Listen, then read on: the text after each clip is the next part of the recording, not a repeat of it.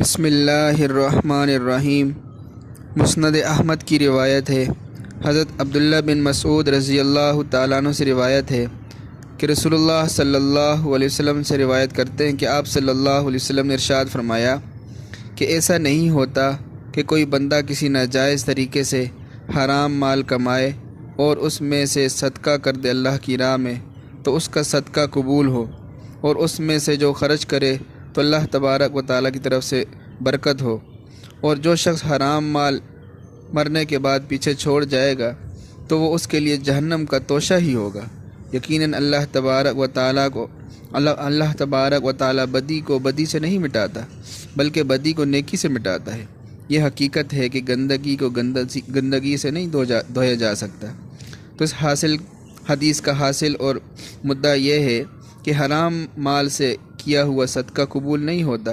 کوئی آدمی یہ سمجھے کہ میں ناجائز طریقے سے مال اگر اس نے کما لیا تو اللہ کے راستے میں خرچ کرے، کسی کی مدد کرے تو اس کا نعم البدل ہو جائے گا اور اس کی جو غفلت ہے وہ دور ہو جائے گی، بلکہ اس طرح نہیں ہے۔ اور جو کوئی آدمی ناجائز اور حرام طریقے سے کمایا ہوا مال مرنے کے بعد وارثوں کے لیے چھوڑ گیا تو وہ آخرت میں اس کے لیے وبال کا باعث ہوگا۔ اس کو حرام کمانے کا بھی گناہ ہوگا اور وارثوں کو حرام کھلانے کا بھی، حالانکہ وارثوں کے لیے حلال مال چھوڑ جانا ایک طرح کا صدقہ ہے اور اس پر یقیناً اجر و ثواب ملنے والا ہے۔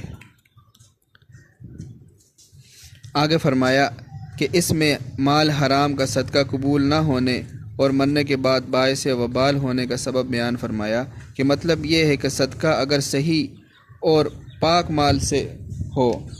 تو وہ گناہوں کا کفارہ اور مغفرت کا وسیلہ بن جاتا ہے، لیکن اگر حرام اور ناپاک مال سے صدقہ کیا گیا تو وہ نجس اور ناپاک ہے، وہ گناہوں کی گندگی کو دھونے کی اور گناہوں کا کفارہ اور مغفرت کا وسیلہ بننے کی صلاحیت نہیں رکھتا۔ جس طرح گندے اور ناپاک پانی سے ناپاک کپڑا صاف نہیں کیا جا سکتا، اسی طرح جو ناپاک اور حرام مال ہے اس سے بھی جو ہے صدقے کے ذریعے اپنے گناہوں کو انسان ختم نہیں کروا سکتا، بلکہ اللہ تبارک و تعالیٰ نے جو احکامات بتلائے ہیں اور جو طریقہ کار ہیں مال کمانے کے، ہمیں ان کے اصول کی پاسداری کرنی چاہیے کہ کس طرح سے مال کمانا جائز ہے اور کس طرح، اور اگر کسی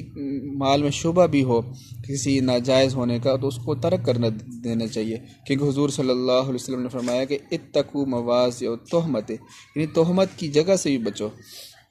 اگر تھوڑی سی بھی ہمیں کسی کے بارے میں شبہ ہے تو ہمیں اس سے بچنا چاہیے۔ اللہ تبارک و تعالیٰ سے دعا ہے کہ اللہ تبارک و تعالیٰ ہمیں دین کی سمجھ عطا فرمائے، اور مال جو ہم کما رہے ہیں ہمیں ان کے بارے میں پتہ ہونا چاہیے کہ یہ ناجائز ہے، یہ جائز ہے۔ اللہ تبارک و تعالیٰ ہمیں دینی احکامات پر عمل کرنے کی توفیق عطا فرمائے۔